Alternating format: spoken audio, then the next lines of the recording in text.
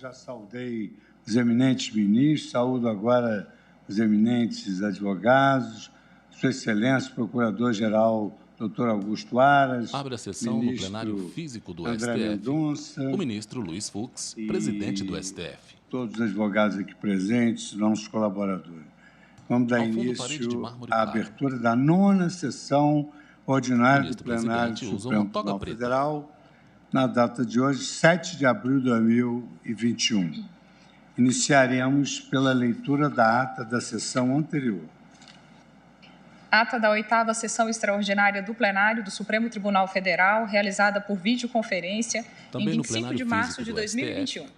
Presidência do senhor Carmen ministro Lília Luiz Oliveira de Fux. Souza, Presentes à assessora-chefe do sessão os plenário. senhores ministros Marco Aurélio, Gilmar Mendes, Ricardo Lewandowski, Carmen Lúcia, Dias Toffoli, Rosa Weber, Roberto Barroso, Edson Fachin, Alexandre de Moraes e Nunes Marques. Vice-procurador-geral da República, Dr. Humberto Jaques de Medeiros. Abriu-se a sessão às 14h23, sendo lida e aprovada a ata da sessão anterior. Não havendo nenhuma observação, considero aprovada a ata. Senhores ministros, recebi do Tribunal Superior Eleitoral um ofício cujo tema versa sobre a vaga de ministro efetivo na classe D, jurista. Sua Excelência, o ministro Luiz Roberto Barroso, presidente do Tribunal Superior Eleitoral, ele remeteu o ofício com os seguintes dizeres: tendo em vista o disposto no inciso 2º do artigo 119, combinado com o parágrafo 2º do artigo 121, ambos da Constituição Federal, comunico a Vossa Excelência que o ministro Sérgio Silveira Banhos completará o primeiro biênio como membro efetivo neste tribunal. Então, nós já disponibilizamos o link para a votação virtual. Como essa votação virtual é extremamente célere, eu vou aguardar 1 minuto e, posteriormente, eu vou também divulgar o resultado. Seguirá uma lista tríplice para a Presidência da República.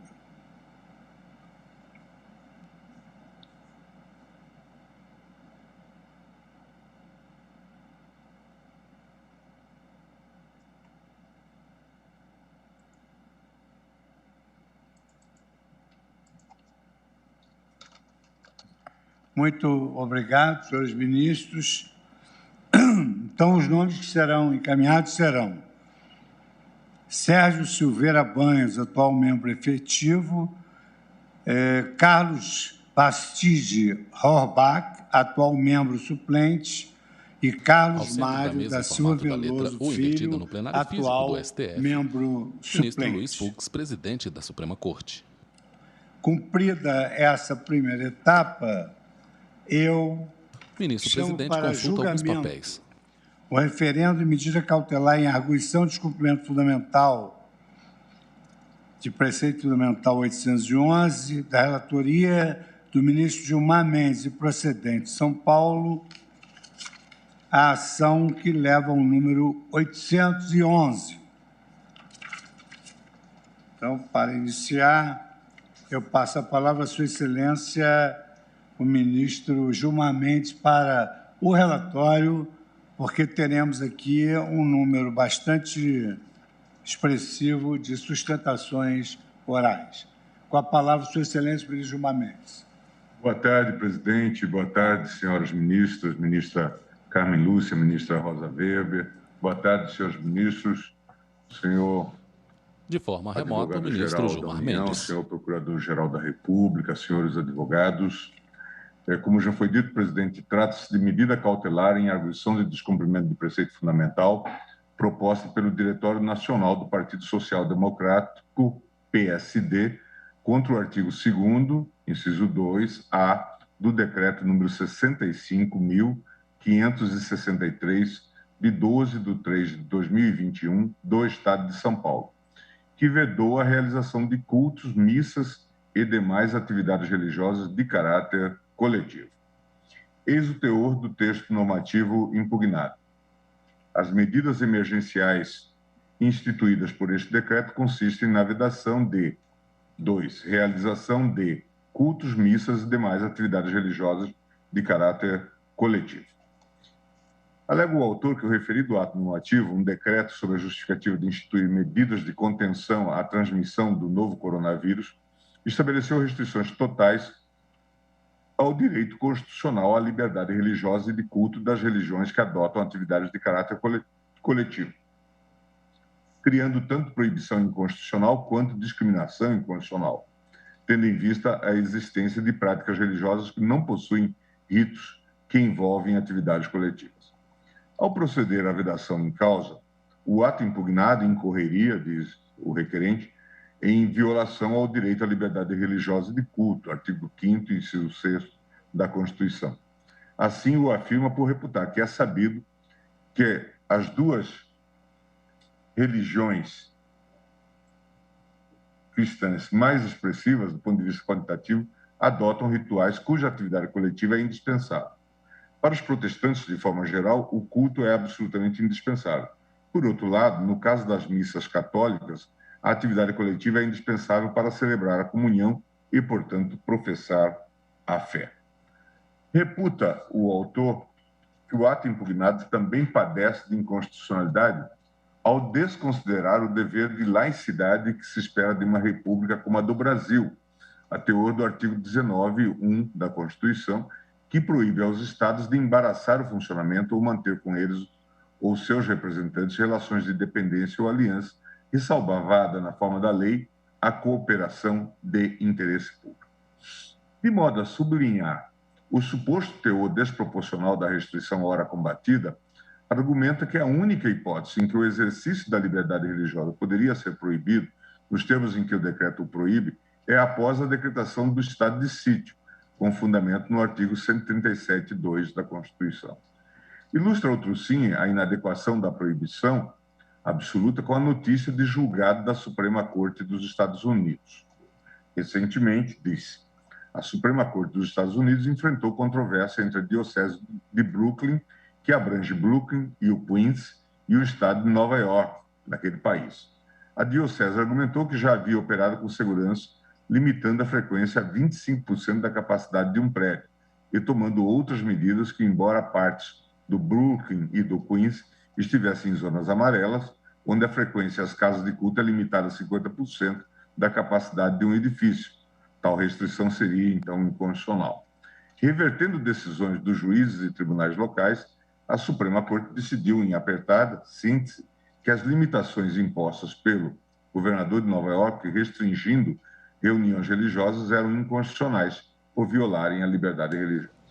Cautelarmente, pede a suspensão da eficácia do artigo 2º, Por videoconferência, o relatório do ministro do Gilmar decreto Mendes. 65.563, Em pauta, a DPF 2021, 811, do Estado de São requerente Paulo, PSD ou, de modo Nacional. alternativo, requer-se que as atividades religiosas coletivas realizadas em ambientes fechados fiquem restritas à limitação a ser determinada por oportunidade da decisão cautelar, observadas ainda regras e medidas sanitárias, notadamente a utilização de máscaras nos termos da legislação federal de regência. No mérito, pede para que o pedido seja julgado procedente para que seja declarada a inconstitucionalidade da norma estadual em comento. Em 26 de março de 2021, considerando a complexidade e importância da matéria em debate, apliquei à espécie o rito demarcado no artigo 12 da Lei 9868, determinando a conclusão dos autos para análise do mérito pelo plenário após o prazo deferido, independentemente das manifestações solicitadas. Em 31 de março de 2021, por meio da petição número 35607 de 2021, o Procurador-Geral da República requereu o deferimento de tutela provisória de urgência, alegando relevante interesse de ordem pública, com vistas a assegurar o livre exercício dos cultos religiosos e a proteção de suas liturgias. Solicitou o deferimento de medida cautelar para suspender a eficácia do artigo 2º, 2A, do Decreto 65.563 de 2021. Do Estado de São Paulo, ou, alternativamente, que as atividades religiosas coletivas realizadas em ambientes fechados ficassem restritas à limitação a ser determinada por oportunidade da decisão cautelar, observadas ainda regras e medidas sanitárias, notadamente a utilização de máscaras nos termos da legislação federal de regência. Sustentou em síntese que, se por um lado o atual cenário de enfrentamento da epidemia de Covid-19 impõe a adoção de medidas que visam ao máximo evitar atividades coletivas, de outro, o mesmo cenário igualmente impõe ao Estado o dever de assegurar assistência religiosa mediante o livre exercício de culto, inclusive as atividades religiosas necessariamente presenciais e coletivas como forma de proteção da saúde mental e espiritual da população. Em relação à presença do requisito do perigo da demora, argumentou o TGE a necessidade do deferimento da liminar em razão do próprio agravamento da epidemia de Covid-19 no estado de São Paulo e de estarmos no curso da Semana Santa, importante período para a tradição religiosa cristã. Em 1º de abril de 2021, o advogado-geral da União, por meio da petição 35708/2021, manifestou-se pelo deferimento do pedido da cautelar e pela procedência da arguição nos termos da seguinte ementa: constitucional, ato normativo estadual que suspende atividades religiosas sem ressalvar aquelas que não envolvam aglomeração de pessoas. Alegada violação à liberdade de religião e à laicidade do Estado. Mérito: o cenário extraordinário da pandemia admite a adoção de medidas restritivas pelo poder público, as quais devem observar o critério da proporcionalidade e os parâmetros da jurisprudência dessa Suprema Corte. É possível afirmar, desde logo, que a restrição total de atividades religiosas, inclusive sem aglomerações, não atende aos requisitos da proporcionalidade. Excessivo impacto sobre o direito à liberdade de religião, sem que demonstrada a correlação de fundamentação técnica apropriada e com respeito às competências privativas de outros entes. Caso essas condições de legitimidade sejam descumpridas, deve prevalecer a regência geral estabelecida nas normas federais sobre o tema. Manifestação pelo deferimento do pedido de cautelar e pela procedência da arguição. A sucessão de petições atravessadas nos autos me levou a examinar o pedido de medida cautelar formulado na inicial. Em 5 de abril de 2021, não vislumbrando presentes os requisitos de fumus boni iuris e de periculum in mora, deneguei a medida cautelar pleiteada e solicitei a imediata inclusão do feito em pauta com a urgência possível, presidente. O governador do estado de São Paulo prestou informações.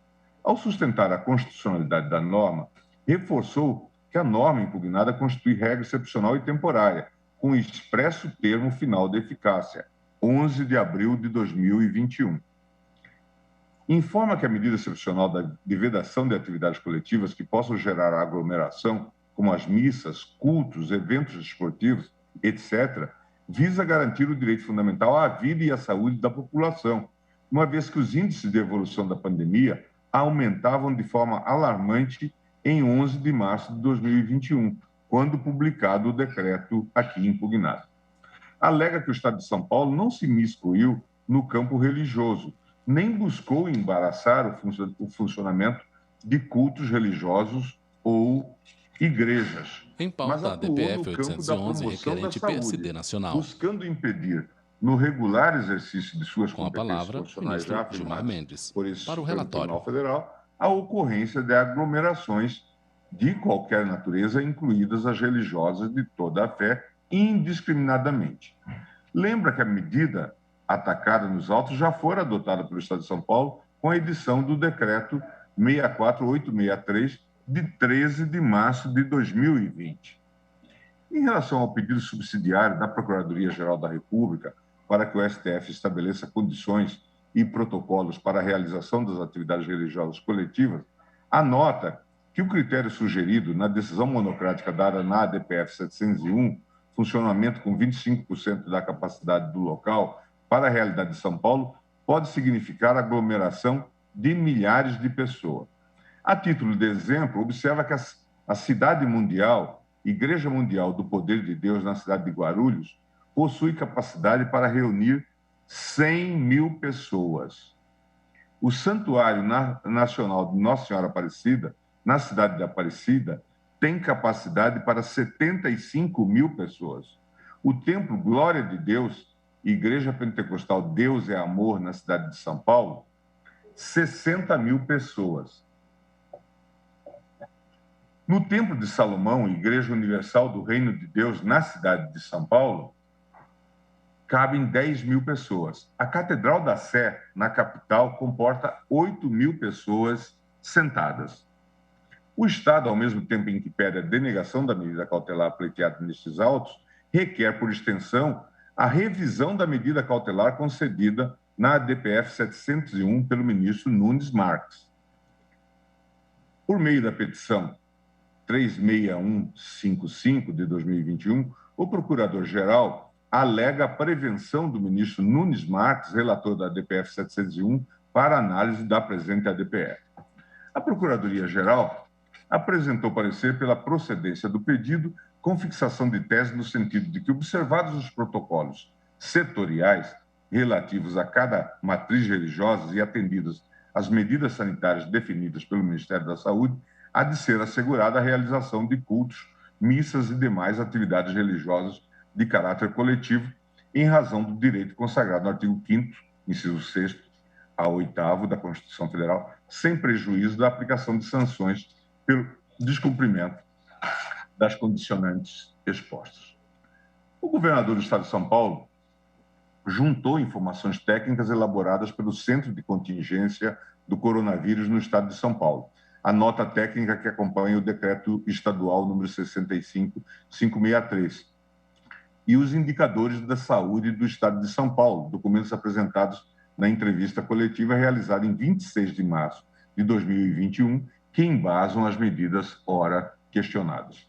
Deferiu o ingresso no feito na condição de amicus curiae ao Ministério Público do Estado de São Paulo, ao Instituto Brasileiro de Direito e Religião, à Associação Nacional de Juristas Evangélicos e ao Diretório Nacional do Partido Trabalhista Brasileiro, ao Centro Brasileiro de Estudos em Direito e Religião, à Associação Centro Dom Bosco de Fé e Cultura, à Frente Nacional de Prefeitos, à Associação Instituto Santo Anastácio de Fé e Cultura, ao Partido Cidadania, ao Conselho Nacional dos Conselhos de Pastores do Brasil e ao Conselho Nacional de Pastores e Líderes Evangélicos Indígenas.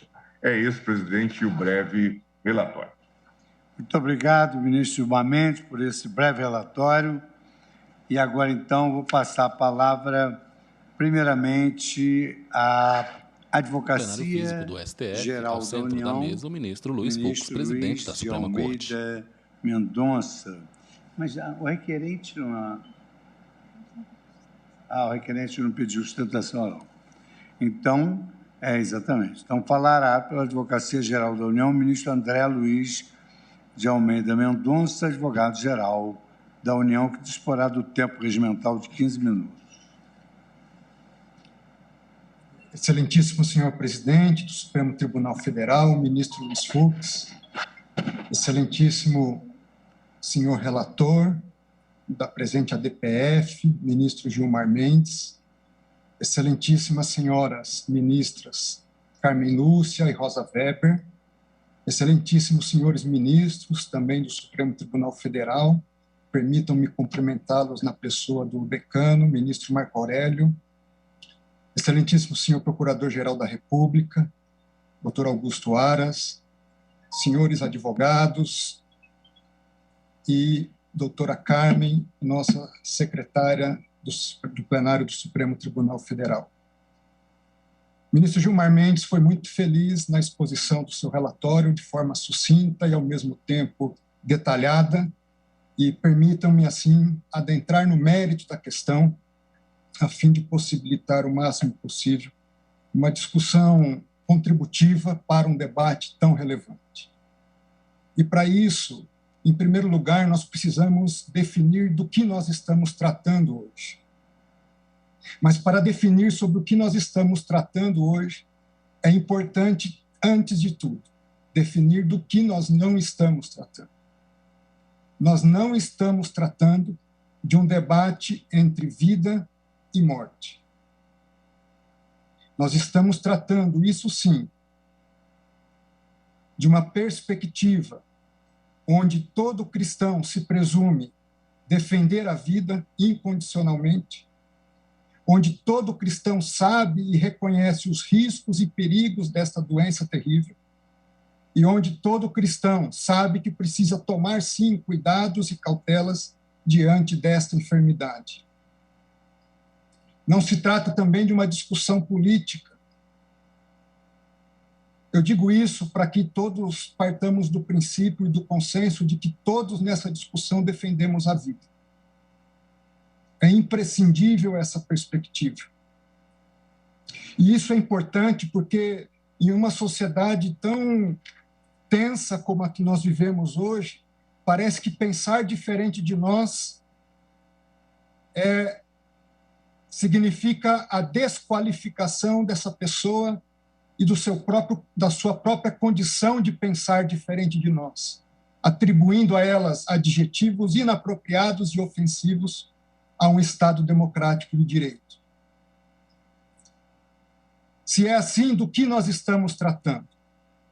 Nós estamos tratando de um partido político que apresenta a sua demanda para que, em essência, religiões cristãs, católicas e evangélicas possam realizar seus cultos, possam ir às suas igrejas. Mas, dentro desse contexto, é importante fazer, e eu faço como registro histórico, o que significa para o cristão a igreja. E os primeiros registros históricos da igreja cristã está na própria Bíblia, de modo muito específico, no livro dos Atos dos Apóstolos. E registra-se ali, após Jesus confiar a Pedro, o apóstolo Pedro, ser a pedra fundamental da sua igreja, que os cristãos, no capítulo 2, diariamente perseveravam no templo, partiam o pão de casa em casa, tomavam suas refeições em conjunto, louvando a Deus e contando com a simpatia do povo. Mais adiante, no capítulo 5 de Atos, diz que para ali também iam outras pessoas de outras cidades. Porém, levantando-se o sumo sacerdote e todos os que estavam com ele, prenderam os apóstolos e os recolheram à prisão.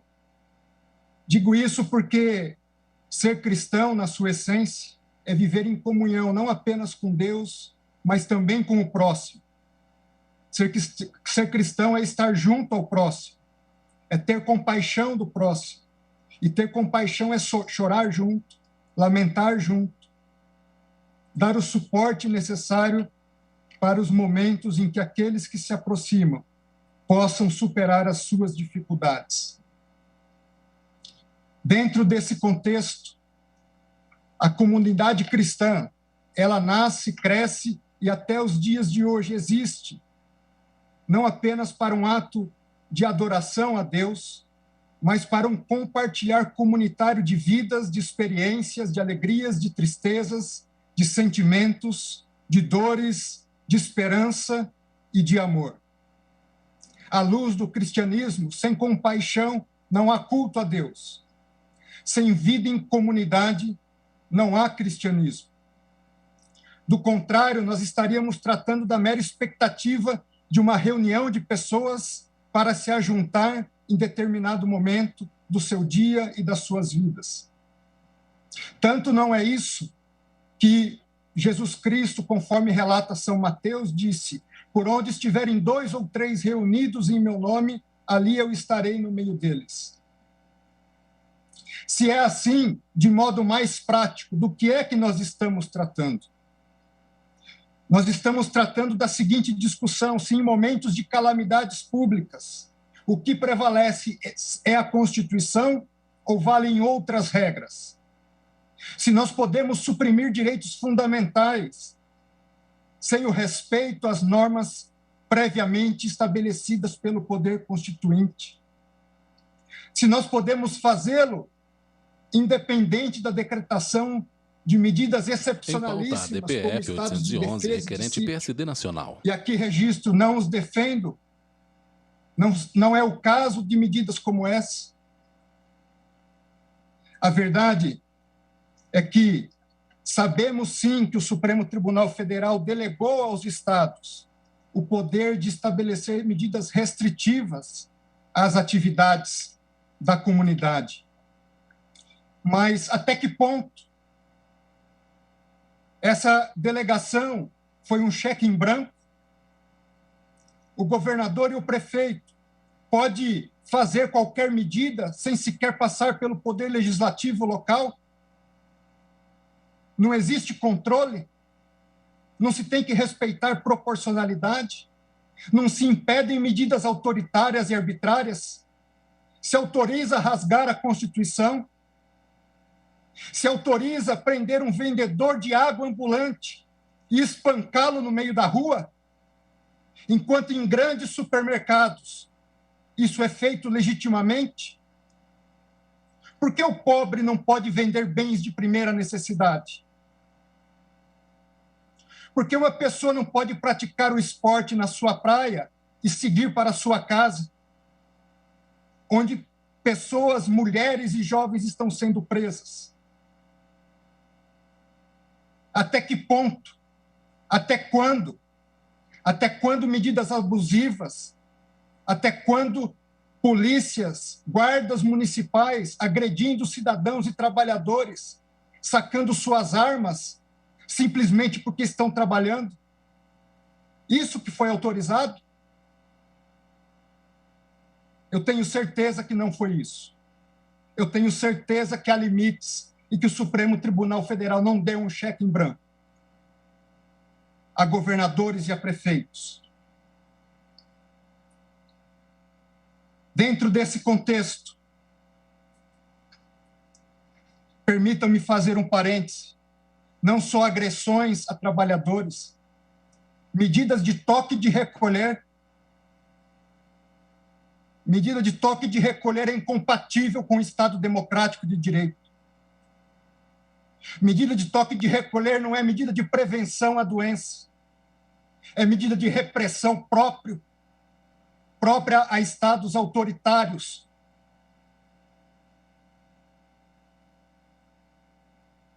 Falemos um pouco de injustiça para tentar encontrar a justiça. Tanto é injusto fechar-se templos e atividades religiosas, que a Suprema Corte dos Estados Unidos, em 2 precedentes, disse isso ser inconstitucional.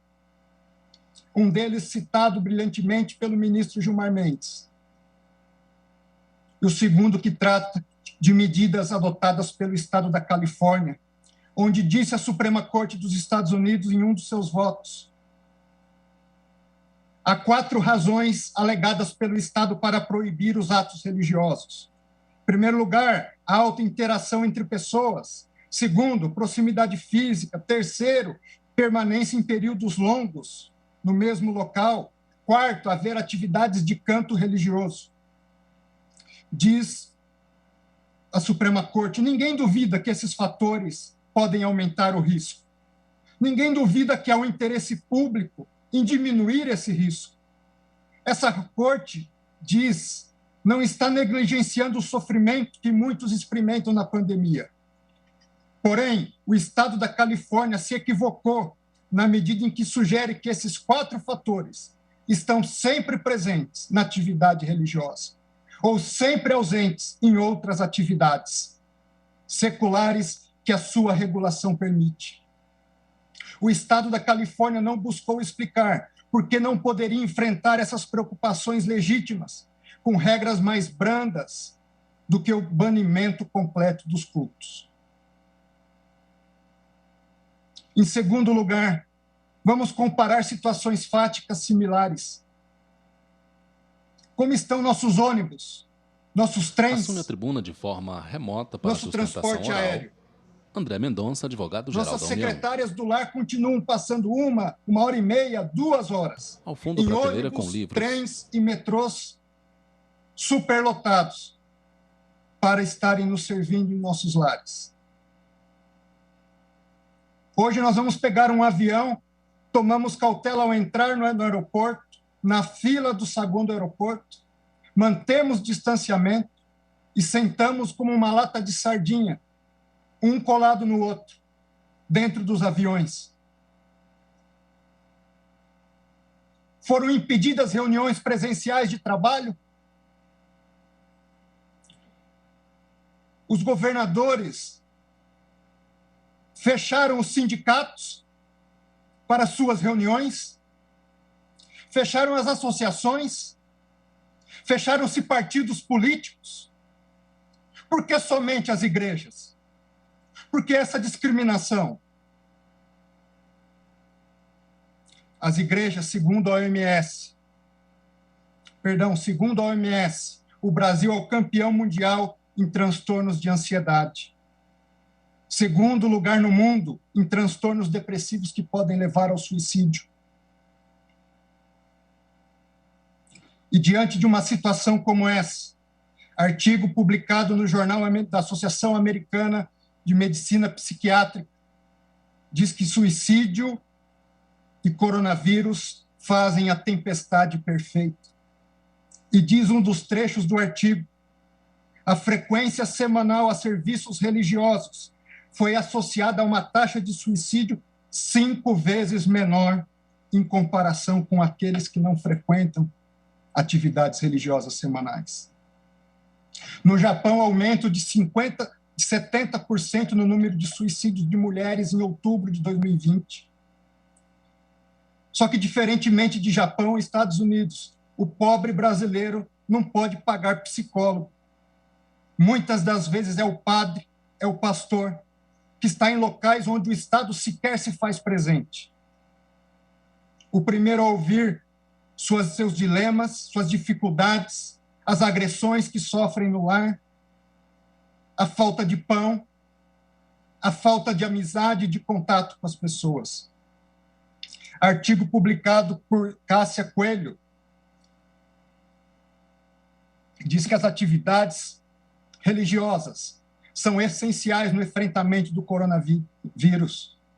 Ela diz, elas trazem sentido de esperança, reflexão sobre o processamento da testagem positiva, ajuda de várias dimensões no cuidado à saúde, fortalece a humanidade das pessoas.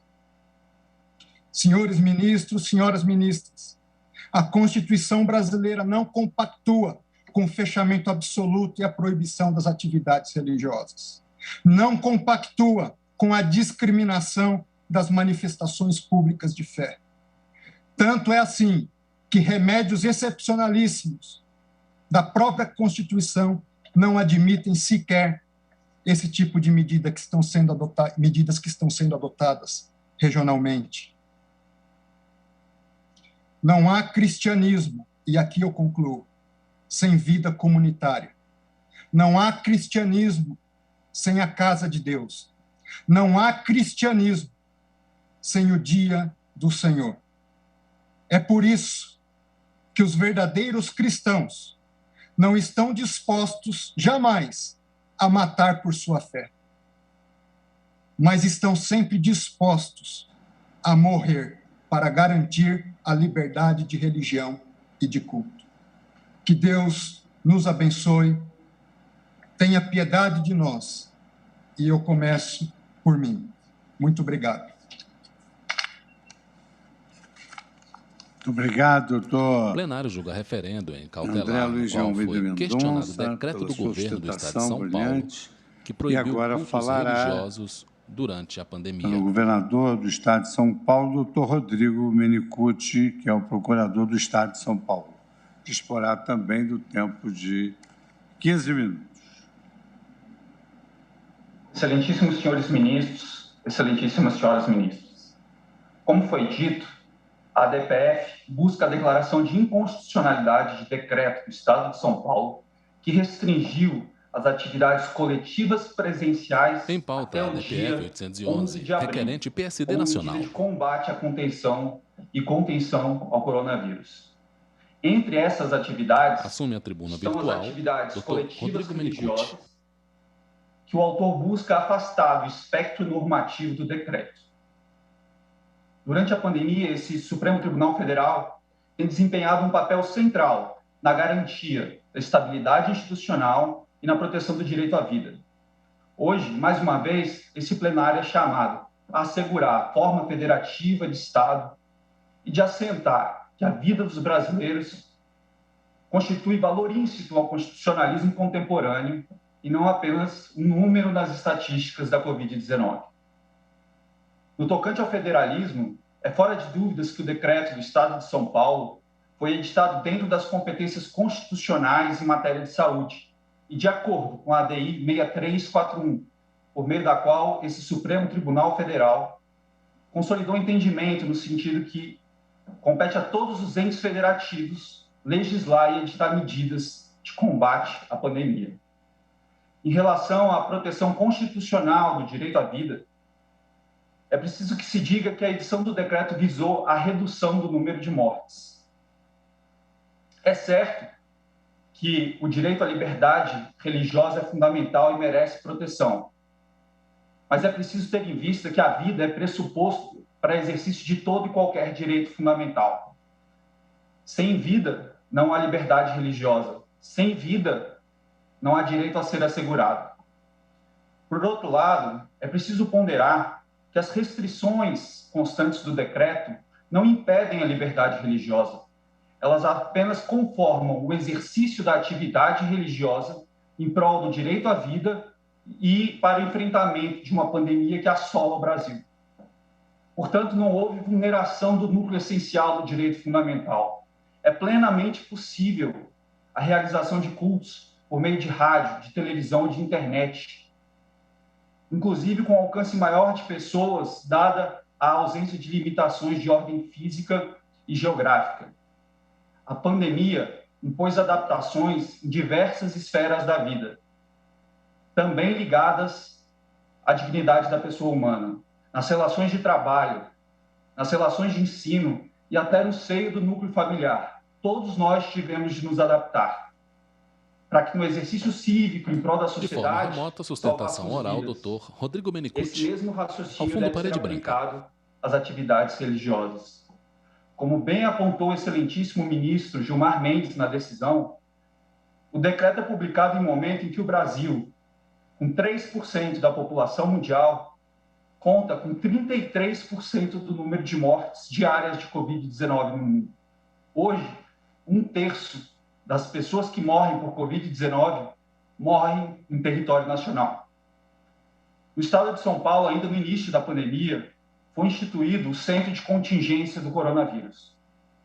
Ele foi criado para subsidiar tecnicamente a atuação do poder público frente à pandemia. Mais recentemente, o centro indicou a rápida disseminação do vírus e o crescimento da ocupação da taxa de leito de UTI, para espantosos 86%.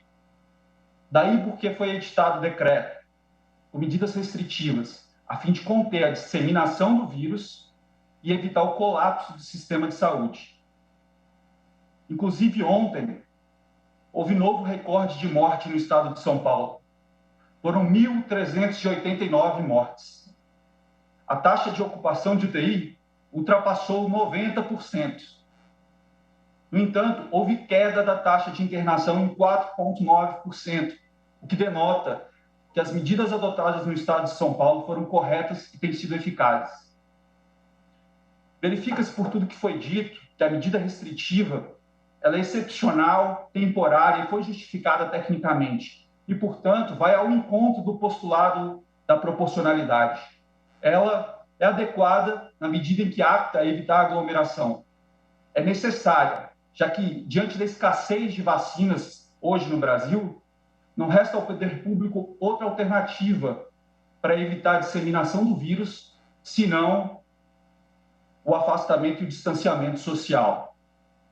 E, por fim, a medida é proporcional em sentido estrito, na medida em que se trata de medida excepcional, temporária, justificada e que apenas restringe o exercício da atividade religiosa, sem vulnerar o núcleo essencial do direito fundamental. Por todo exposto, espera-se que esse plenário do Supremo Tribunal Federal referende a decisão do excelentíssimo ministro Gilmar Mendes em prol do direito à vida, em prol da federação. Muito obrigado pela atenção. Rodrigo Menicucci, procurador do Estado de São Paulo. Agora temos 7 amici curiae admitidos pelo relator.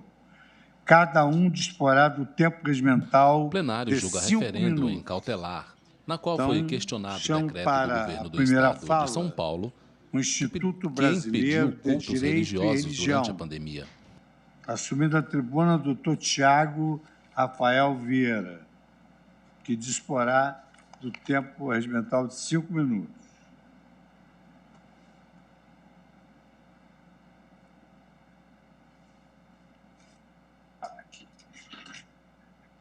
Som? Estão me ouvindo? Sim. Ok, obrigado, ministro. Excelentíssimo senhor presidente desta Suprema Corte, doutor Luiz Fux, em seu nome eu cumprimento todos os demais membros e todos que nos acompanham nesta tarde.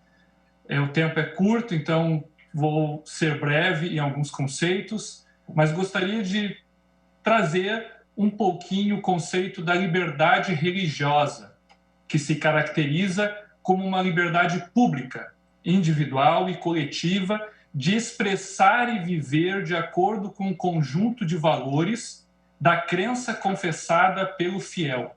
Enquanto a liberdade de crença é aquela liberdade individual, de fórum íntimo, residente no coração e na razão de cada fiel.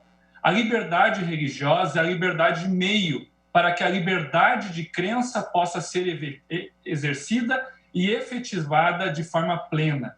Confessar uma fé é fazê-la com um outro, em qualquer religião, inclusive no cristianismo. Ao fundo, prateleira Ser com grande cristão quantidade de livros. consiste, antes de tudo, em fazer parte do corpo e do sangue de Jesus. A grande verdade é que os cultos e as missas formam, sim, ao contrário do que o douto procurador do Estado de São Paulo disse, o núcleo essencial da liberdade religiosa para os cristãos. Impedi-los é atingir a liberdade em sua natureza. A maioria das liturgias e sacramentos cristãos são realizados no templo. Sempre foi assim, desde o início da igreja. Como ensina Bobbio, a liberdade religiosa exige uma prestação negativa do Estado. No dizer de Isaiah Berlin, trata-se de uma liberdade negativa, estar livre de embaraços, de interferências do Estado e de outros atores. O fiel é livre para ter a sua crença, professá-la e viver de acordo com os seus dogmas, e não com o que o Estado diz. Não é o Estado ou algum ator da sociedade que ordena se um fiel deve rezar ou orar dentro de sua casa ou pela internet.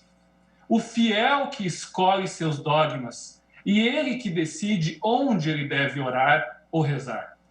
Entretanto, vivemos em um tempo sombrio, quiçá o pior da história brasileira.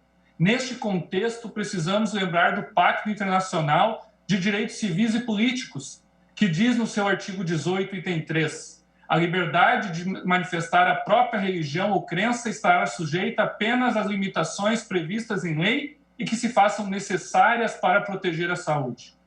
Nenhuma liberdade absoluta. E o pacto é claro, mas diz, são permitidas apenas as limitações que se façam necessárias para proteger a saúde. As medidas restritivas são necessárias, contudo, devem ser proporcionais e adequadas. Um direito fundamental não pode ser restringido ao ponto de retirar o mínimo de eficácia. Deve haver limites às limitações. Em situações de necessárias restrições de direito fundamental, seu conteúdo essencial deve ser preservado, sob pena do próprio direito deixar de existir. E o conteúdo essencial e o núcleo inviolável da liberdade religiosa é a liberdade de culto. Proibir a liberdade de culto é negar a preservação do seu conteúdo essencial. Importante dizer que os fiéis não querem aglomerar, mas eles querem viver a sua experiência litúrgica em um Estado que é essencialmente laico. Não existe uma tensão entre saúde e liberdade religiosa. A maioria ampla dos estados está permitindo a liberdade de culto, que varia de 10% a 30%. Podemos traçar um paralelo com o transporte público. As pessoas deslocam de ônibus O ônibus está restringido em 50%. Por que o culto não pode ser restringido em 1/4, se o ônibus é muito menor que a nave de um templo? A pandemia não pode ser elevada à categoria de poder constituinte originário, ministros. O Estado constitucional se caracteriza pelo império da lei, mas submetido aos direitos fundamentais, que é a sua última ratio. A manutenção dos direitos fundamentais, mesmo que minimamente, é essencial para a pacificação social, sobretudo diante do espectro da morte. Para terminar, lembremos que as Supremas Cortes dos Estados Unidos, da França, da Suíça, da Escócia, do Chile, já decidiram que a liberdade de culto não pode ser proibida. Termino citando Agostinho de Hipona, abre aspas, fizeste-nos para ti, e inquieto está o nosso coração, enquanto não repousa em ti. Ministros, muito obrigado. Agradeço ao doutor Tiago Rafael Vieira.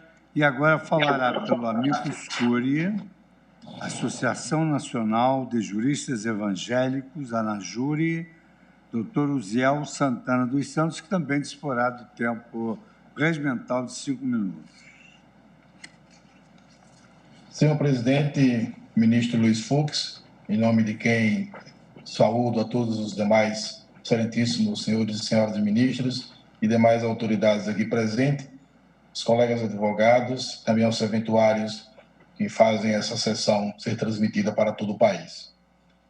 A Constituição Federal é clara quanto à inviolabilidade da liberdade de consciência e de crença, a qual compreende o livre exercício dos cultos religiosos e a proteção aos locais de culto e suas liturgias. Além disso, nos termos do artigo 19, inciso 1 da Constituição, veda-se aos entes federativos estabelecer cultos religiosos ou igrejas, subvencioná-los e embaraçar-lhes o funcionamento, ou manter com ele ou seus representantes relações de dependência ou aliança, ressalvada a colaboração na forma da lei. Essa DPF 811, em que uma norma do Estado de São Paulo está em discussão, ela é importante nesse contexto do nosso país. Essa Suprema Corte tem, em vários momentos, se pronunciado sobre a liberdade religiosa e estabelecido a importância da reafirmação, não apenas como um discurso, mas através de manifestos, atos, liturgias do exercício da liberdade religiosa. Interessante notar que o Estado de São Paulo, durante todo o ano 2020, emitiu 3 decretos específicos sobre atividades religiosas e em nenhum momento ali onde a pandemia era desconhecida, estabeleceu-se a proibição completa, não só restrição, mas a proibição completa da atividade religiosa. Ao contrário, recomendou-se às igrejas em todo o país, em todo o Estado. E, nesse sentido, as igrejas cooperaram com o Estado de São Paulo.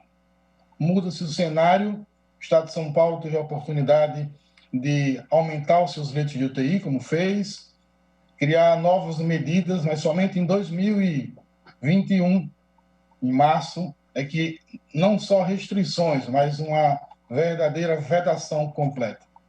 Os colegas já mencionaram aqui que a Suprema Corte americana, que a Suprema Corte da Escócia, da França, do Chile, se pronunciaram recentemente sobre o direito de liberdade religiosa.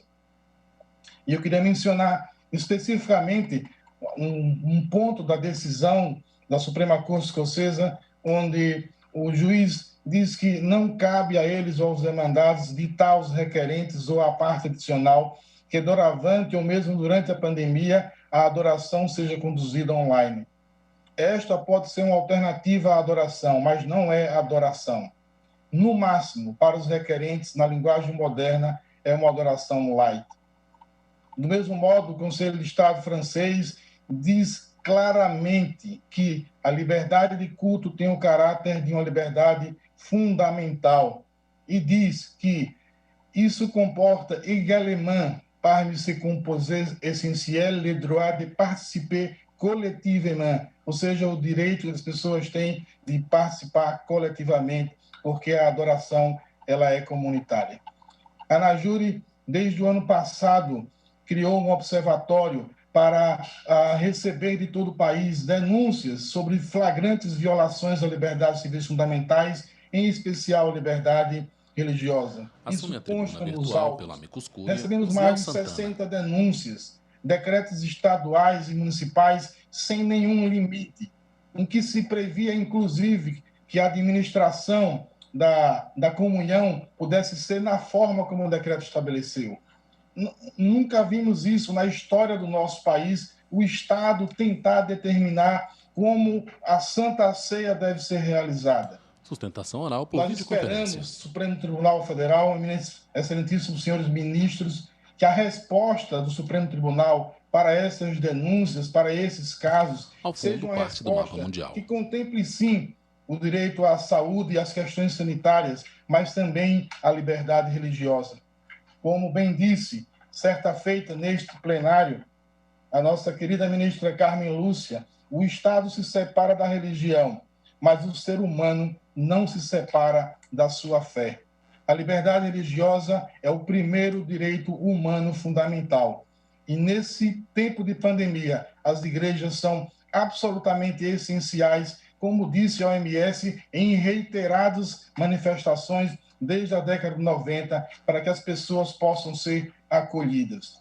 E as restrições, elas são bem-vindas, como disse a Suprema Corte do Chile, mas a proibição total viola flagrantemente a Constituição e os tratados internacionais dos quais o nosso país é signatário.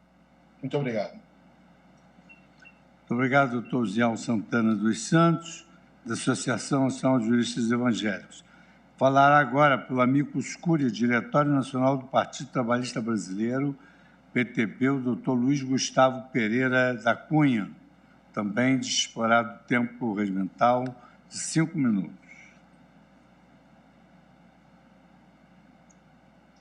Boa tarde a todos. Excelentíssimo ministro presidente do SFUX, excelentíssimo ministro relator Gilmar Mendes, excelentíssimos ministros e ministras, Procuradora-Geral da República, advogado-geral da União, demais colegas advogados e todos que nos assistem. A presente ação trata da defesa de uma das liberdades mais elementares do ser humano, qual seja a liberdade religiosa, protegida pelo artigo 5º, inciso 6º da Constituição Cidadã. A gravidade da situação pela qual estamos passando exige cuidados não só com a saúde física, mas também com a saúde mental e espiritual. Apesar dessa colenda corte ter autorizado na DI 6341 que os governadores e prefeitos adotem providências para o combate à Covid-19, não há impedimento que casos específicos sejam analisados e julgados, como é o caso da abertura ou não dos templos religiosos, em respeito ao princípio da liberdade religiosa. Pela amicus curiae, sustentação oral, doutor Luiz Gustavo Pereira da Cunha. Não estamos negando a gravidade da situação, excelências, mas não se pode permitir que, em nome de uma grave crise sanitária, se autorize a instauração de um verdadeiro estado de exceção que não respeita a Constituição Federal. A Constituição assegura, de forma clara e expressa, a liberdade religiosa. A assistência espiritual é essencial, tanto no enfrentamento da pandemia, como no enfrentamento das consequências da pandemia. Uma vez respeitados os protocolos sanitários, os templos religiosos devem ter autorização para funcionar. Em tempos sombrios, as instituições religiosas se mostram como um refúgio, acolhendo as pessoas e nutrindo esperança por dias melhores. Há uma diferença entre proibir a realização de culto presencial e restringir a presença do público com a imposição de medidas sanitárias. A proibição total se mostra excessiva e desproporcional. Nem em caso de decretação de estado de sítio há proibição de cultos. Sobre os abusos estatais, interessante citar a carta de Paulo a Efésios, onde abro aspas. Tornem-se cada vez mais fortes, vivendo unidos com o Senhor e recebendo a força do seu grande poder. Vistam-se com toda a armadura que Deus dá a vocês, para ficarem firmes contra a armadilha do diabo. Pois nós não estamos lutando contra seres humanos, mas contra as forças espirituais do mal que vivem nas alturas, isto é, os governos, as autoridades e os poderes que dominam completamente esse mundo obscuro, onde fecho aspas. As atividades religiosas é um pilar do Estado brasileiro, chega onde o Estado não chega. o acolhimento espiritual oferecido pelas instituições religiosas em um momento como o presente é essencial. Ainda, as atividades filantrópicas desenvolvidas pelas instituições religiosas complementam os esforços do Estado e da sociedade no combate à pandemia e as suas graves consequências. Os templos religiosos são o último refúgio da alma em tempos de tristeza e incerteza. É preciso assegurar meios para que as pessoas cuidem também de sua espiritualidade. Houve um aumento expressivo no índice de doenças como a depressão e suicídios. E mais, muitas pessoas buscam nos templos religiosos como um último abrigo, uma última esperança. Muitas pessoas encontram nas instituições religiosas o que não encontram em suas casas ou na comunidade. Enquanto familiar, Excelência, nosso querido, amado, está no hospital, que faz um excelente trabalho nesse momento, seus familiares estão nas igrejas orando e clamando pela intercessão divina. Não se iludam, Excelências, pois o último braço amigo não é o Estado, o último braço amigo é a igreja. Pergunto a Vossas Excelências, quem vai cuidar dos usuários de droga, das pessoas depressivas, de quem sente frio, de quem sente fome? Não é o Estado, mas sim as igrejas, que exercem esse papel fundamental. Nem em tempos de guerra fecharam as igrejas. Fechamento de igrejas é ato típico de países totalitários, como Coreia do Norte e China, que as perseguem. Querem criar, em nome de uma crise sanitária, verdadeiras igrejas subterrâneas, clandestinas, que não se iludam, a casa do Senhor nunca fecha. E já finalizando, Excelências, para aqueles que hoje votarão pelo fechamento da casa do Senhor, cito Lucas 23, versículo 34, onde abro aspas. Então ele ergueu seus olhos para o céu e disse, Pai, perdoa-lhes, pois eles não sabem o que fazem. Fecho aspas. Isto posto, requer o Partido Trabalhista Brasileiro que todas as igrejas e templos religiosos sejam autorizados a permanecer abertos durante o período da pandemia. Obrigado e boa tarde. Chamo agora para ocupar a tribuna, agradecendo o Dr. Luiz Gustavo Pereira da Cunha. Chamo agora para ocupar a tribuna pela Associação Centro Dom Bosco de Fé e Cultura, Dr. Taiguara Fernandes de Souza, que também disporá do tempo regimental de 5 minutos para a sua sustentação. Excelentíssimo senhor presidente, excelentíssimo senhor relator, excelentíssimos senhores ministros, senhoras ministras, a liberdade religiosa não é exercível apenas em privado, mas também no espaço público. Essa frase não é minha, essa frase não é de nenhum dos Amite Curiae, que aqui defendeu a liberdade da igreja, essa frase é do acórdão da ADI 2566, redigido pelo ministro Edson Fachin, item 3, vedação ao discurso proselitista em serviço de rádio comunitária. Esse acórdão diz exatamente isso. A ministra Rosa Weber, convergindo com o ministro Edson Fachin, afirmou que a liberdade compreende uma dimensão interior, que é a consciência religiosa, e uma dimensão exterior, a prática, que inclui a prática de rituais. Então, onde está a vulneração ao núcleo essencial da religião? A vulneração ao núcleo essencial da religião está em o Estado dizer que um culto público pode ser tranquilamente substituído por um culto virtual. Isso é juízo doutrinário. Essa matéria, ela, apesar de ser tratada aqui pela primeira vez, mas ela já foi tratada em 5 outras cortes constitucionais, 3 casos nos Estados Unidos, 2 casos na França, 2 casos na Suíça, 1 caso na Escócia, 1 caso no Chile. 9 precedentes, não se pode dizer que se trata de matéria isolada. Em todos esses 3 precedentes que apresentei a Vossas Excelências enviando memorial e também na nossa petição de manifestação, todos os 9 precedentes repetem 3 argumentos. Primeiro, a inviabilidade do Estado emitir juízo doutrinário sobre o valor do culto presencial, dizendo que ele pode ser tranquilamente substituído pelo culto online. Vossas Excelências talvez lembrem-se de algum momento em que foram batizar os filhos, os netos, em que fizeram catecismo para a primeira comunhão e sabem que a Eucaristia não se faz por fibra óptica, que batismo não é realizado com água filmada na TV. Batismo é feito com água real e a Eucaristia depende da matéria do pão e do vinho. Para os católicos, isso é inegociável. Não existe sacramento virtual. Essas cortes internacionais frisaram isso. Mas, segundo motivo, violação evidente da consciência, porque isso obriga o fiel a adotar uma prática externa que não é o preceito de sua religião. Substituir o culto presencial por uma transmissão online é obrigar o fiel a ir contra o preceito de sua religião. A exemplo, por exemplo, de aceitar sacramento virtual, que não existe na religião católica. Por fim, a desproporcionalidade de tratar de forma diferenciada atividades seculares em espaços fechados, como supermercados, aeroportos, ônibus, e atividades religiosas em espaços fechados também. Rigorosamente, elas se exercem pelos mesmos meios materiais, então podem estar submetidas às mesmas medidas sanitárias. Na Escócia, se realizou o teste de inteligência da medida pelo Lord Braid, que diz que sim, o valor é importante, a defesa da saúde, nenhuma igreja discorda disso, mas a medida sacrifica inteiramente outro direito, quando pode adotar intervenções menos gravosas. Isso é um precedente do último dia 24 de março. Na França, se disse que existe um caráter desproporcional no objetivo de saúde pública, sacrificando a liberdade do culto presencial. Na Suíça, se disse que o caso coloca um problema grave de proporcionalidade. Nos Estados Unidos, a questão evoluiu, inclusive havendo mudança de voto do Chief Justice John Roberts, do caso decidido da Arquidiocese do Brooklyn em 2020, para o caso atual de fevereiro, South Bay versus Nilson.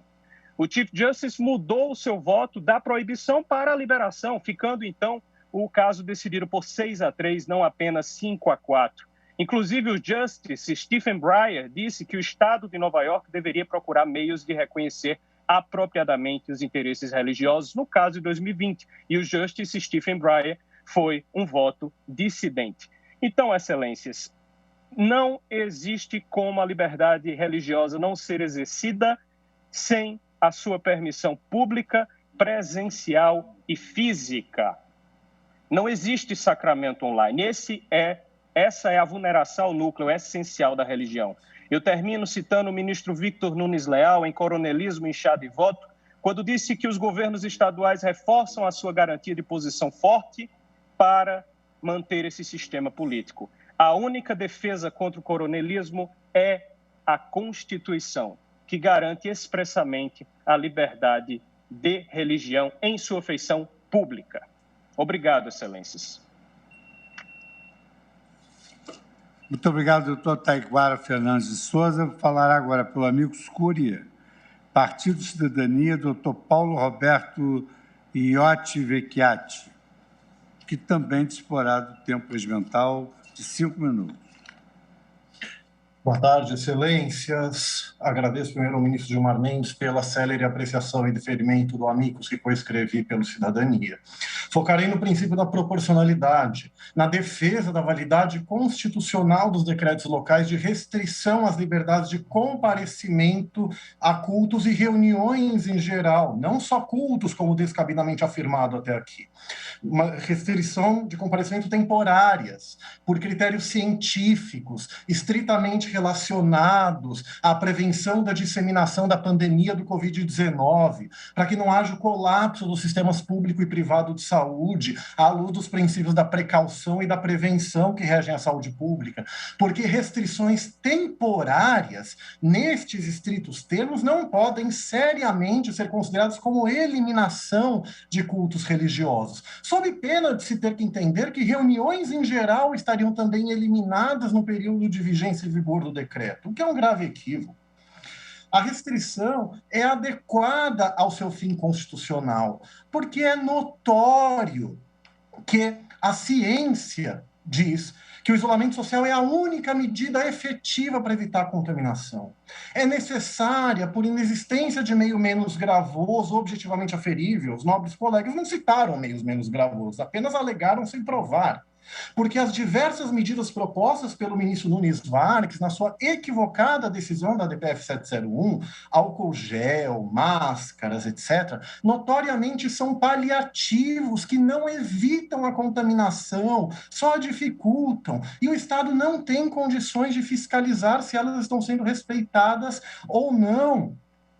A medida é proporcional em sentido estrito, porque nesse desesperador contexto social, de milhares de mortes diárias, com mortes no Brasil com mais de 10 países juntos, mortes em proporções de genocídio, sim, senhores e senhoras. Evidente que nesse contexto os direitos à vida e à saúde pública prevalecem por terem mais peso sobre os direitos à liberdade de culto, em especial, e reunião em geral. Eu quero reiterar aqui que, ao contrário do que foi dito, não são só cultos que estão proibidos temporariamente, ao contrário do que descabidamente foi dito até agora. São reuniões em geral. Então, quem pede para liberar cultos e nada mais, como pedem essa ação, pedem as entidades religiosas a que falaram por Amici Curiae, quem pede para liberar somente cultos e nada mais está pedindo por privilégio odioso, porque é arbitrário, sem razão pública, no sentido de John Rawls, porque sem respeitar o princípio da universalização de qualquer teoria da argumentação jurídica e moral, conforme Robert Alexi, Klaus Gunther e Jürgen Habermas, por exemplo. Se forem liberados cultos a 25% da capacidade do local, como sugeriu o ministro Nunes Marques, então, por imperativo de isonomia, se demandaria liberar reuniões em geral nos mesmos critérios, pena de privilégio inconstitucional. Reconhecer isso não implica menosprezo à importância de cultos religiosos em geral. Inclusive, como homem gay ativista LGBTI, eu sei a importância das poucas igrejas inclusivas para a nossa paz espiritual contra as condenações nefastas que sofremos cotidianamente. Então, não se trata aqui de menosprezo à atividade religiosa e à crença religiosa de ninguém.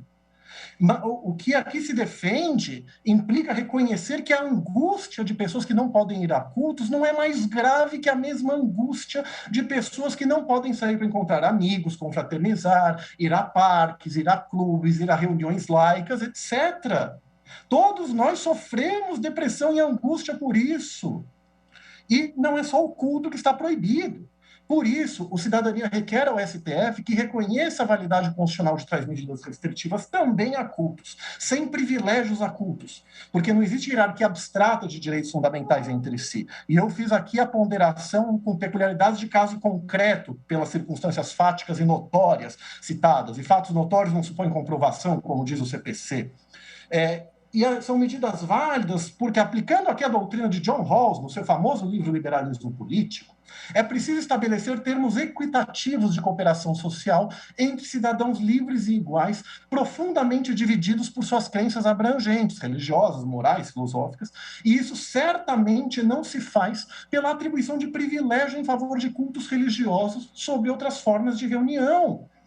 Porque não respeita o critério da reciprocidade, pelo qual as pessoas cooperam socialmente à custa do sacrifício de seus próprios interesses, apenas quando sabem que os demais também o fazem. E não há como esperar, excelências, que pessoas respeitem o isolamento social sem realizar reuniões laicas, se for permitida a realização de cultos religiosos e vice-versa. O erro está na liberação de academias e outros serviços não essenciais, e esse erro não se corrige permitindo cultos preferenciais e outras situações não essenciais. Então, finalizo dizendo que não ser essencial, e culto religioso não é essencial à vida e à saúde psicológica, não significa que não seja importante. Claro que é, mas o que a petição inicial e os ilustres colegas que me antecederam pedem é um privilégio para liberdade de culto sobre outras formas de liberdade de reunião, associação e lazer. Eram essas as contribuições que eu tinha a fazer. Muito obrigado. Obrigado, doutor Paulo Roberto Iotti. Falará agora pelo Amicus Curiae, Conselho Nacional dos Conselhos de Pastores do Brasil, doutor Ricardo Asson Sayegh, também pelo tempo regimental de 5 minutos. Senhor presidente, excelentíssimo ministro do Supremo Tribunal Federal, Luiz Fux, senhores ministros, excelentíssimo senhor Procurador-Geral da República, excelentíssimos colegas advogados, gostaria de cumprimentar a todos na pessoa do ministro Cássio Nunes, que muito ponderadamente e abençoado por toda essa comunidade que sente na necessidade do culto o esteio para o combate a esse mal gravíssimo que assola o nosso país e a humanidade, teve a sensibilidade de reconhecer o perigo que mora num sábado que antecede o domingo de Páscoa e permitir que esse culto, que simboliza a vitória da vida sobre a morte, fosse realizado. Eminente ministro, na linha de todos os grandes ministros dessa corte, o senhor, felizmente, a ocupa e tem se revelado digno da sua investidura. Essa é a posição do Conselho Nacional dos Conselhos dos Pastores do Brasil. A propósito desse caso, senhores ministros, deve ficar claro que não existe certo ou errado, que não existe solução perfeita e que todos os intervenientes e todos os lados estão bem intencionados. Não merecem críticas, pelo contrário, merecem sim aplausos pela defesa de direitos fundamentais, assim como vossas excelências. Seja qual for a solução alcançada, certamente o Brasil saberá que essa solução foi tomada, não a perfeita, mas a melhor possível, se pensando no povo do nosso país. Essa corte merece todos os aplausos, todas as homenagens. E nesse sentido, quero destacar a vossas excelências que a defesa da liberdade de culto, nessa perspectiva da pandemia da Covid-19, não é simplesmente um privilégio de reunião ou de associação. Pelo contrário, não obstante o respeito às opiniões diversas. A reunião, notadamente para os cristãos, que são a esmagadora maioria da população brasileira, é elemento essencial. E aqui eu quero destacar a vossas excelências que subscrevo todas as falas que me antecederam no sentido de garantir essa liberdade, notadamente do ministro André Mendonça, não é? Uma fala brilhante, secundada por outras tão grandiosas manifestações. Há que se perceber que existe o poder da egrégora, e a egrégora é a força espiritual formada a partir de um conjunto de energia e sentimento, de energias e sentimentos de um grupo de pessoas. E aí se hospeda o prejuízo que vulnera o núcleo fundamental da liberdade à fé. Não se trata de liberdade de reunião, mas se trata de defesa da vida e de combate da morte. Porque o Estado nada pode, o Estado se mostrou ineficiente, o Estado se mostrou inoperante e a medicina se mostrou inoperante. A nossa infraestrutura se mostrou inoperante. Não se tem qualquer certeza, até hoje se discute a cloroquina. Não se sabe absolutamente nada, não se sabe quais serão as reações da própria vacina. Os laboratórios e a indústria farmacêutica se negam a assinar termos de responsabilidade. O que se tem é aquilo que sobra, e aquilo que sobra é a fé. E nessa perspectiva, a fé na egrégora, na força coletiva da reunião, seja cristã, seja não cristã, com caráter religioso, que remete à elevação de uma força superior, aquela que os homens não puderam prover, porque de fato aqui não podem. Essa fé não pode ser subtraída, essa fé não pode ser mitigada, essa fé não pode ser solapada. As pessoas não vão à igreja nesses momentos para simplesmente se reunir ou manter um convívio social. Elas vão lá para combater a morte, e é nesse ponto, de instrumento claro de combate à morte, que se hospeda o direito à participação e à formação dessa força espiritual da egrégora, que não pode ser subtraída nem mitigada. Nessa medida, subscrevendo todas as manifestações nesse sentido e homenageando particularmente o nobríssimo ministro Cássio Nunes, nós solicitamos que seja liberado, de acordo com as suas próprias ponderações, proporcionais, essa liberdade para se garantir a força da egrégora. Muito obrigado, senhores ministros. Muito obrigado a todos. Muito obrigado, doutor Asson Sayeg. Falará pelo amicus curiae Conselho Nacional de Pastores e Líderes Evangélicos Indígenas, doutor Walter de Paula Silva. Excelentíssimo senhor ministro Luiz Fux,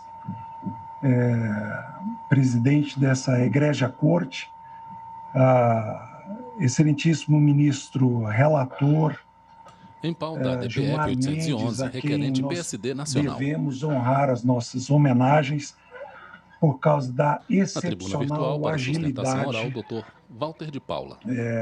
Em examinar o pedido de amicus curiae feito pelo Conselho Nacional de Pastores e Líderes Indígenas. Ao fundo, quadros sob parede branca. Os demais ministros, na pessoa da ministra Rosa Weber, ilustre vice-presidente, procurador Augusto Aras, procurador-geral da República, colegas advogados, ilustres colegas advogados. Em primeiro lugar, eu quero destacar que os inimigos da liberdade, eles se unem. E eles vêm aqui unidos, não é? Sempre as mesmas pessoas, sustentar contra a liberdade de expressão, a liberdade de culto. Mas eu quero dizer para aqueles que se reúnem contra a liberdade, os senhores não vencerão, porque a igreja ela não se curva a nenhum tipo de repressão. A igreja é, de fato, maior do que a reunião. Mas nós não podemos, neste momento, discriminar as instituições religiosas, determinando o seu fechamento. Especialmente esses lugares que são usados para prestar culto. Acolhem pessoas. E eles têm um caráter transcendental. Não se pode restringir, e eu tenho certeza que essa não foi a vontade dessa Suprema Corte. Não se pode restringir direito fundamental. Direitos fundamentais de forma a inviabilizar o exercício de alguns direitos. Não estou falando apenas do direito de culto, mas o abuso desse tipo de restrição tem gerado um desequilíbrio que chama a atenção da população. O que nós percebemos que trabalhadores honestos têm sido perseguidos, que pessoas que respeitam a vida têm restringido o direito fundamental, que precisa de ser reconhecido por esta Corte. Nós estamos vivendo um momento de dificuldade, mas a restrição de direitos fundamentais não se pode. Nós não podemos delegar isso ao livre arbítrio e à medida livre dos governadores e dos prefeitos.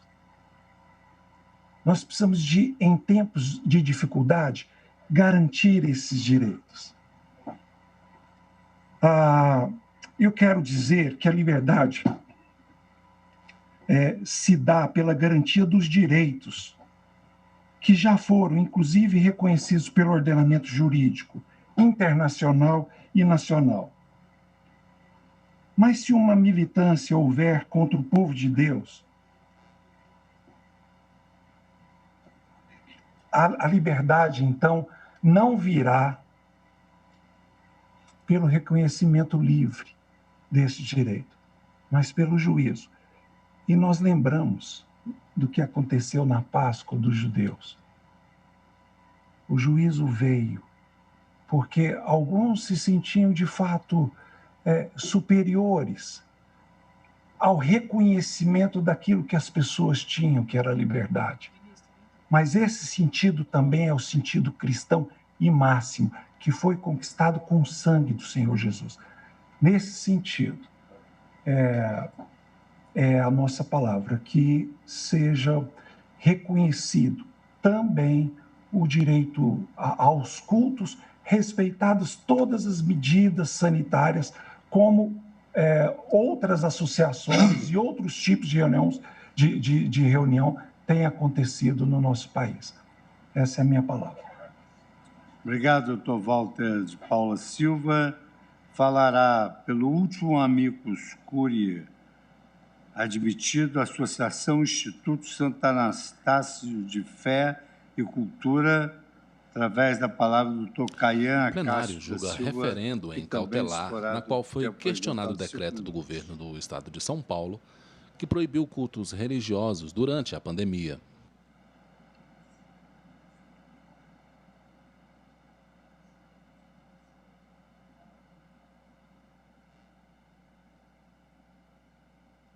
Você tem que conectar o áudio, doutor.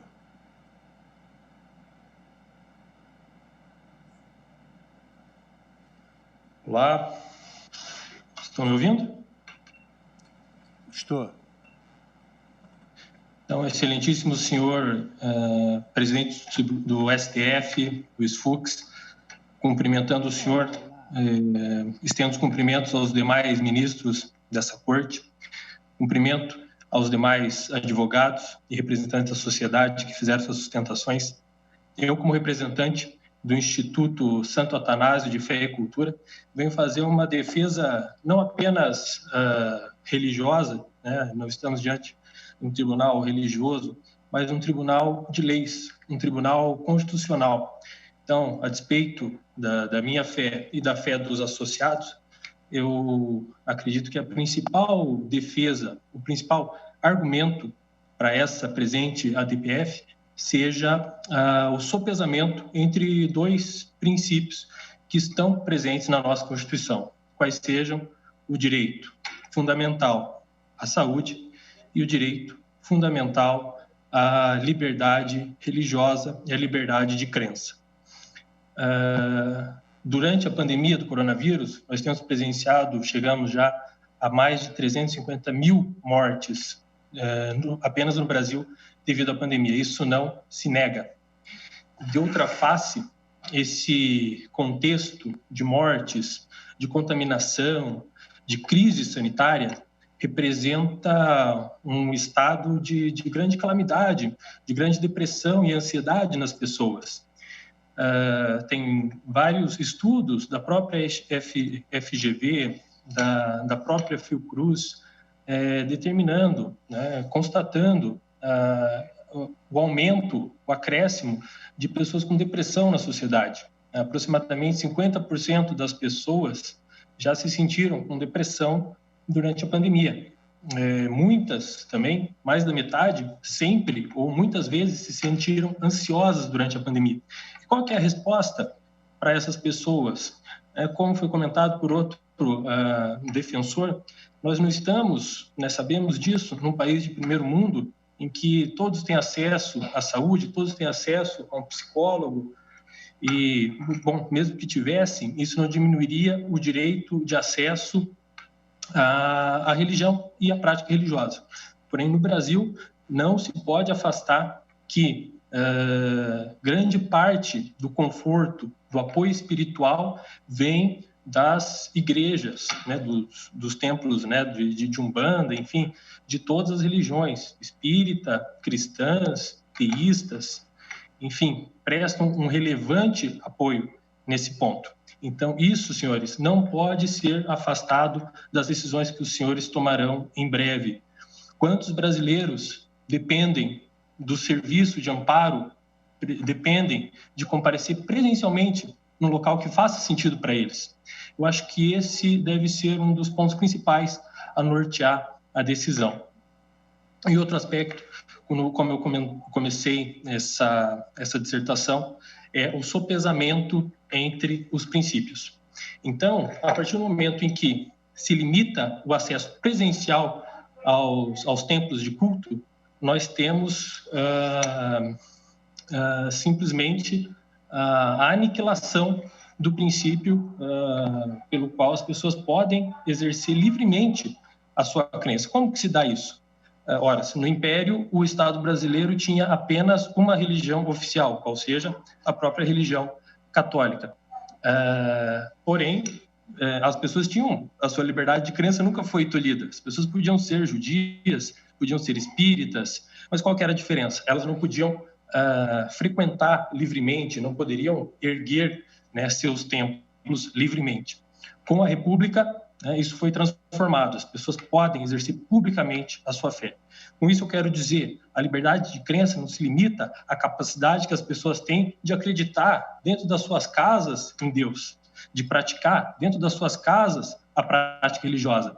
A liberdade de crença consiste, especialmente no memorial que eu encaminhei para os senhores, né, atrelado a esse processo, especialmente para a fé católica, consiste em comparecer perante ao Santíssimo Sacramento, consiste em comungar, consiste em adorar ao Santíssimo Sacramento. Isso é inerente à prática e à liberdade de crença, à liberdade religiosa, especialmente, aqui eu falo no tocante à fé católica. Senhores, era o que eu tinha a expor. Agradeço pela oportunidade, tanto ao relator quanto ao senhor presidente e ministro Luiz Fux. Muito obrigado, doutor Caian Acácio da Silva, que falou pela Associação Instituto Santo Atanásio de Fé e Cultura.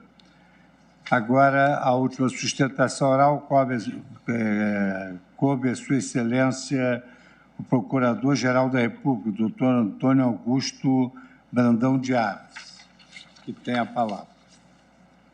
Boa tarde a todos e a todas. Excelentíssimo senhor presidente do Supremo Tribunal Federal, ministro Luiz Fux. Excelentíssimas senhoras ministras Carmen Lúcia e Rosa Weber. Excelentíssimos senhores ministros. E cumprimento especialmente o ministro Gilmar Mendes, que é o relator desta ADPF, que cuida de relevante tema histórico e que integra o núcleo duro do processo civilizatório, do nosso processo civilizatório. Cumprimento o ministro André Mendonça, advogado-geral da União, e aos senhores advogados que atuam como Amit Curia, assim como a todos os servidores e servidores dessa egrégia corte. A presente arguição de descumprimento de preceito fundamental proposta pelo Partido Social Democrático impugna o artigo 2º, inciso 2, alineado do decreto 65.563, de 12 de março de 2021 do Estado de São Paulo, que, visando a instituir medidas de contenção à transmissão do coronavírus, vedou a realização de cultos, missas e demais atividades religiosas de caráter coletivo.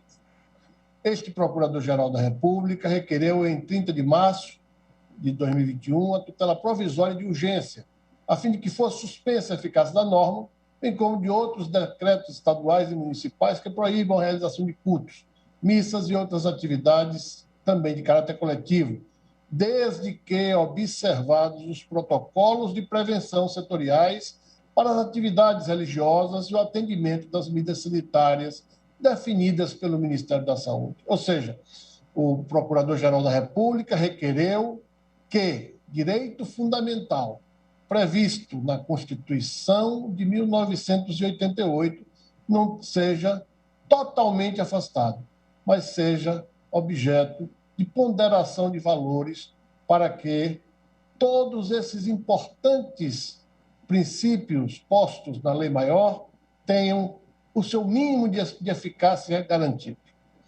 A Advocacia Geral da União manifestou-se pelo deferimento da medida cautelar e, desde logo, pela procedência do pedido. Verifiquei a identidade parcial de objetos entre essa arguição e a de número 701, na qual a ANAJURE requeriu a suspensão dos efeitos de todos os decretos. E tem por relator o ministro Cássio Nunes. Por isso, suscitei a hipótese de conexão e a prevenção do ministro Cássio Nunes nos termos do artigo 77b do Regimento Interno da Suprema Corte. Isto, como óbvio, desses institutos processuais da prevenção e da conexão, para evitar as decisões contraditórias já existentes e que desservem à segurança jurídica. Este é um assunto que pode ser posto pelo eminente presidente, se entender como de direito, para apreciação prévia da nossa sustentação. No mérito, a questão de constitucional discutida não envolve aspecto orgânico funcional de repartição de competências, pois estados e municípios têm competência concorrente e autonomia para estabelecer regras de isolamento social, como já afirmado por essa Suprema Corte, quando referendou, de maneira unânime, a medida cautelar considerada na ADI 6341. O que está em debate é a inconstitucionalidade material de decretos, ante o direito fundamental da liberdade de culto, independentemente da esfera federativa de origem, que veiculem a proibição total da abertura de templos. A demanda está posta nos lindes da restrição total, a direitos e garantias fundamentais de liberdade religiosa, de exercício de culto, da liberdade de expressão e da liberdade de ir, vir e de ficar. Todas cláusulas pétreas inseridas em distintos incisos do artigo 5º da Constituição Federal. Aqui é importante fazer um registro. Em um passado recente, o mundo vivenciava uma tensão entre constitucionalismo e democracia. Hoje, a conflituosidade deslocou-se para a restrição de direitos fundamentais no contexto da pandemia.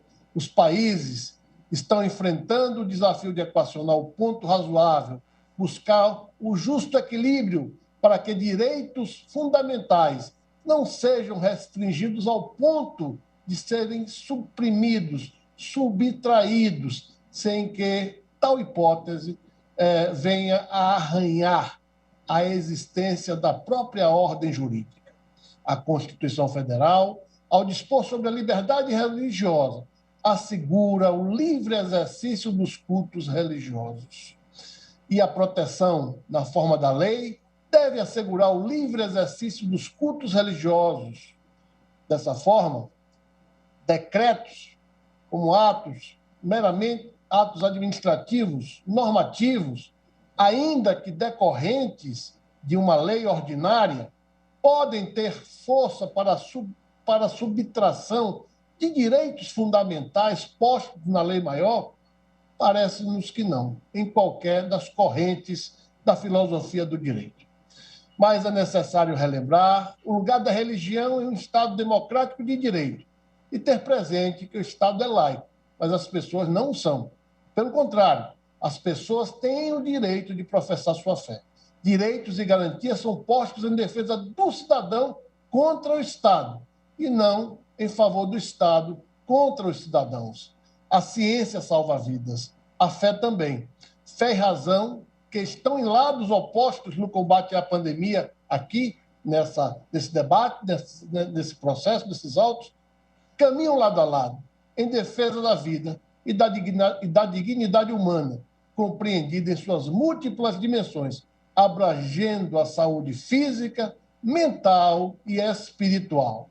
Não há oposição entre fé e razão, como assim já demonstraram e defendem os epistemólogos contemporâneos, onde a ciência não explica, a fé traz a justificativa que lhe é inerente. Inversamente, onde a fé explica, também onde a ciência explica, a fé também traz o seu contributo.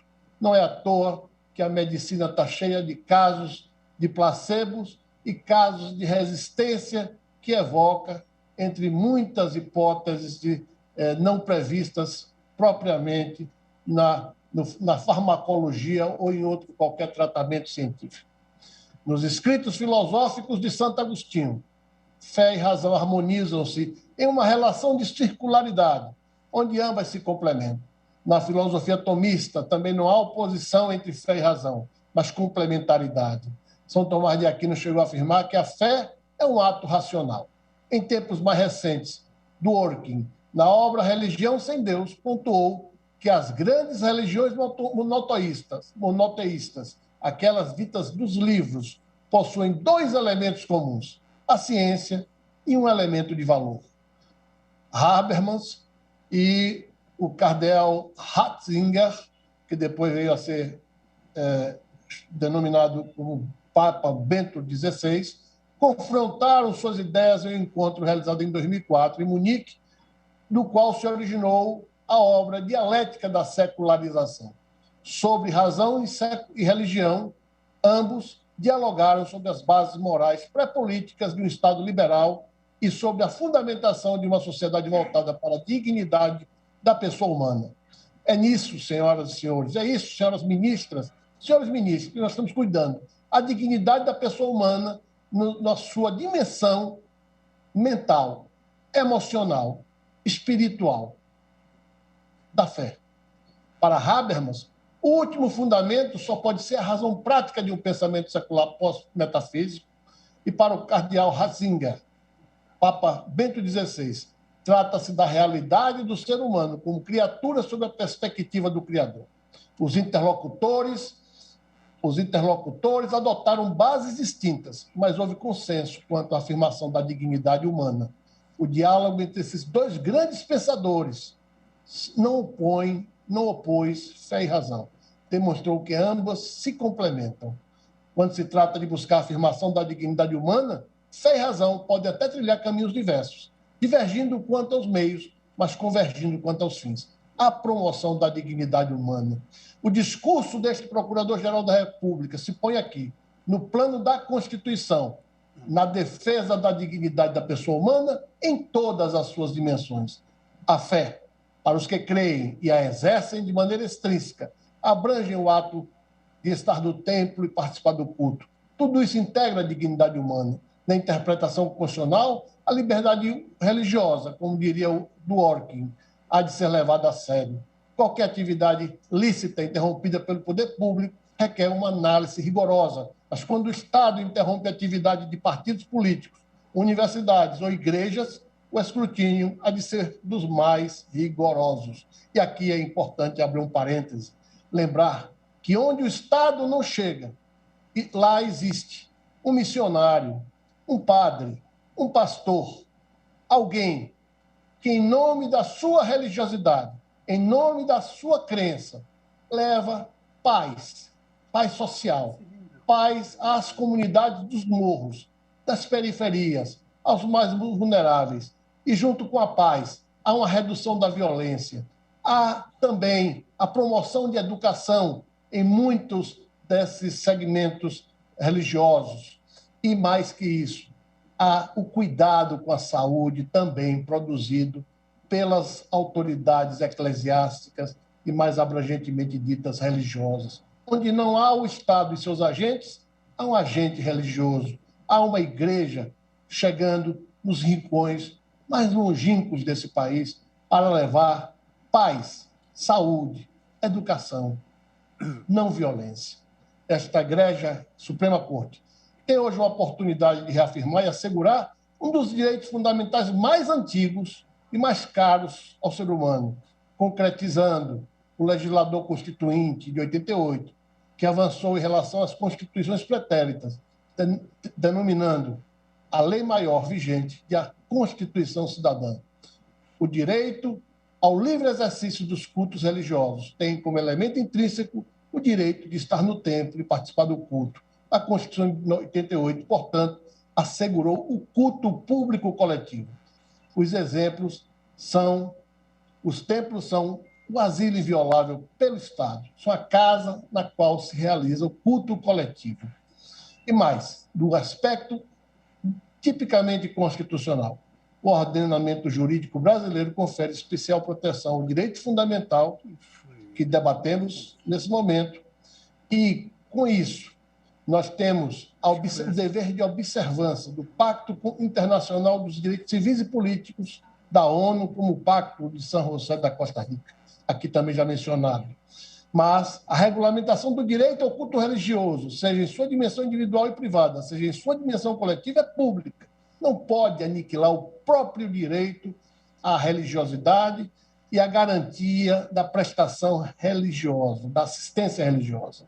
Assim, como já caminhamos para o final da nossa sustentação, seria necessário cuidarmos dos filtros do devido processo legal, substancial, e o da necessidade.